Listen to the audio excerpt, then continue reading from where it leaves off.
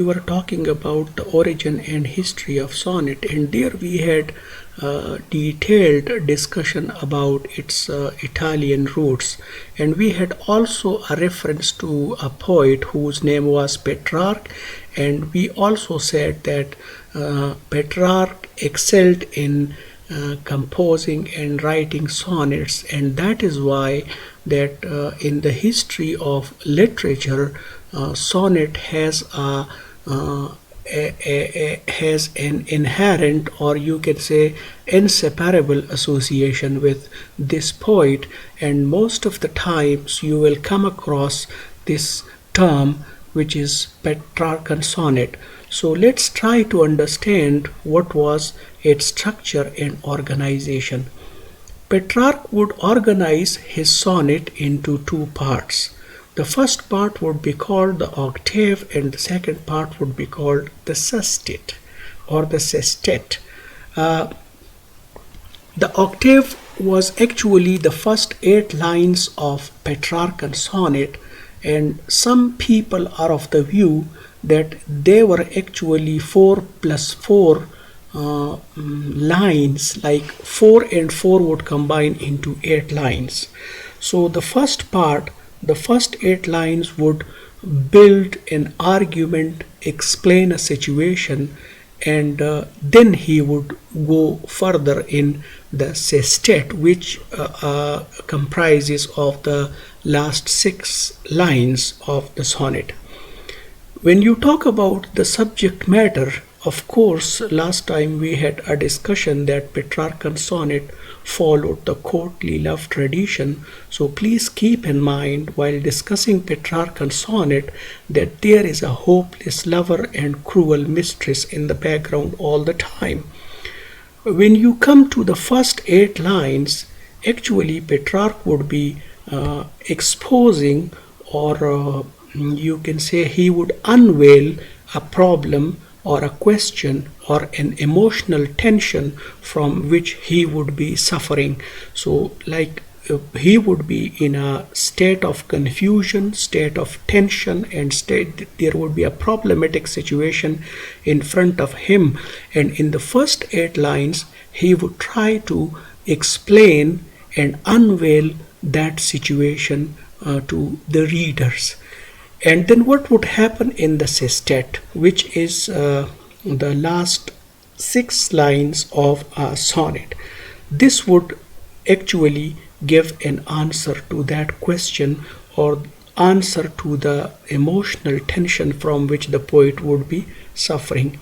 If I'm to give you an example of Petrarchan sonnet, it's actually by John Milton. John Milton had written his sonnet on his blindness, and this sonnet has one difference, or you can say deviation from the Petrarchan sonnet, and that relates to its subject matter. But we will discuss this in English sonnet in our next lecture, that there was a change in the subject matter from the theme of love to many other themes, or you can say that all subjects were open to the poets while composing or writing a sonnet. So here he is talking in the first 8 lines, and if you look at these 8 lines, you can read it for yourself at some other good time, and you will realize that Milton is actually trying to expose his mind, his situation, or the dilemma, or the problem, or the mental tension from which he is suffering. So in that sense, these 8 lines qualify this sonnet as Petrarchan, because these 8 lines, not only in its form but in its content, follows Petrarch, except the theme of love. And those who are not familiar with this sonnet, here actually Milton is worried and disturbed and confused or tense with reference to his talent as a writer and as a man of deeds, and then his inability to do many things in his specialized area because of the loss of sight, you can say, or he had this problem of eyes from which he was suffering, and in fact he was thinking about the life hereafter and his fate with reference to his inability of utilizing his talent. And then he asks a question in the end of these 8 lines, and that actually is the climax of this sonnet. So this is how Petrarch would organize his octave. When you talk about this sestet, if again we come to this sonnet by John Milton, we have a pretty good explanation and a relieving of the tension that the poet was suffering from. So in that sense too, we can say that this is in the Petrarchan spirit that Milton was writing this sonnet. When you talk about the form of Petrarchan sonnet, we talk about its rhyme scheme. And rhyme scheme is it may be known to many of you, but some students who are beginners and may not be into the field of poetry, they may be like more interested in knowing about the rhyme scheme.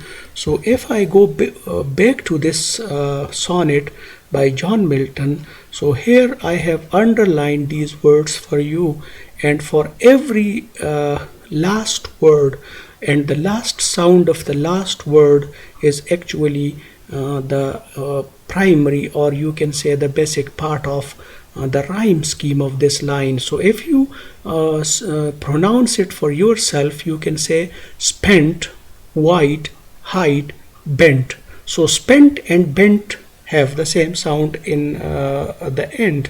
So the same sound are given the same letters. So here we have A and here we have A, because they sound their sounds are similar in the end. And then we have wide and height, so they are similar, that is why they enjoy or share the same letter.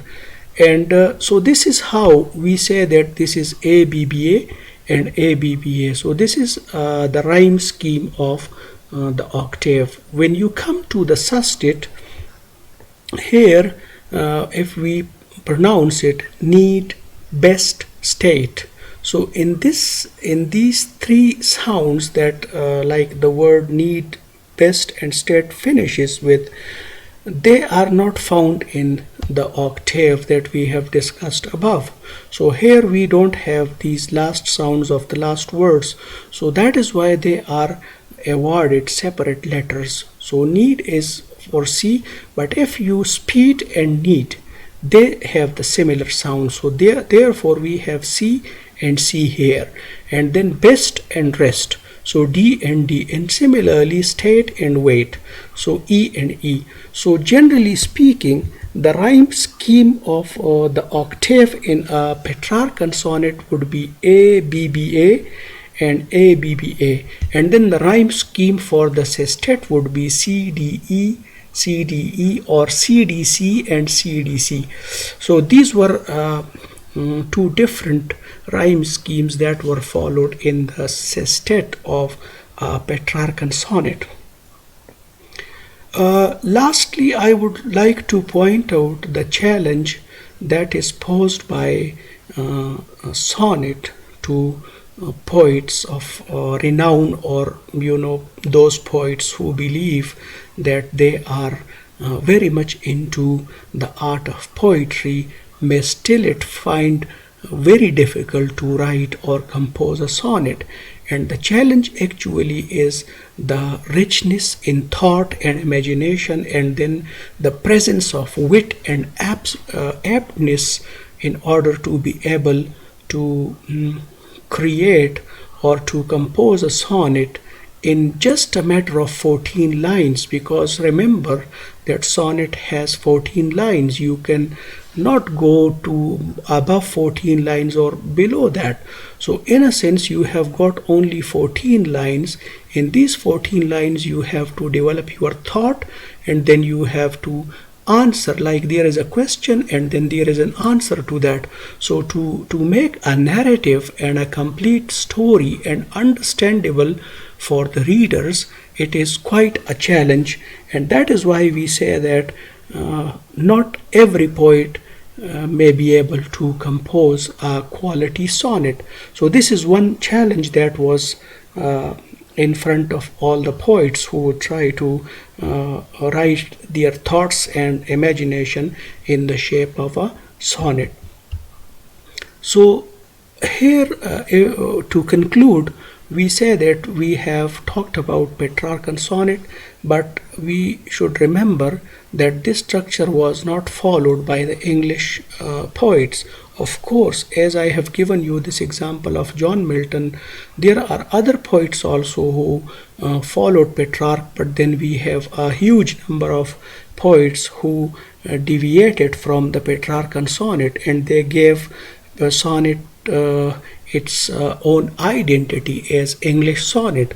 So we have Petrarchan sonnet on the one hand, and then we have English sonnet on the other hand. In our next lecture, I am going to give you a brief introduction to the English sonnet. How did it come across several changes in its matter and manner, and how did it develop over a period of years and then centuries, and how did we reach the 20th century. So we will be referring to different English poets who tried their imagination and thought in the shape of sonnet. So stay tuned. I'm going to meet you soon with our new lecture, which will be on English sonnet. Thank you very much.